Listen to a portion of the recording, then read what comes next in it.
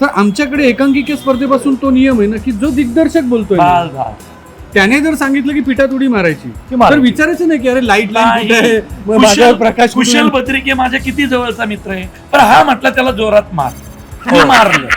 मी कुशाला नंतर सॉरी पण म्हटलं. त्यात अभिनय करता आला नाही. मला करायचं, मी अभिनयच करत होतो आधी 5 टेक.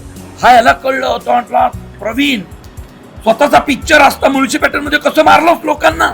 अरे म्हटलं ते वेगळं होतं, कुशा दोस्त आहे रे माझा, आणि तिथं कसं माझा हात लागेल रे.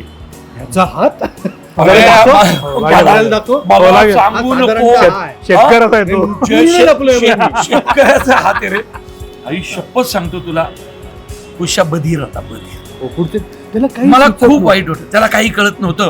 पुढचे 3-4 मिनिटं तर काही कळत नव्हतं. सगळ्या प्रश्नाला हो म्हणायचा, तोच प्रश्न परत विचारला तर नाही म्हणायचा.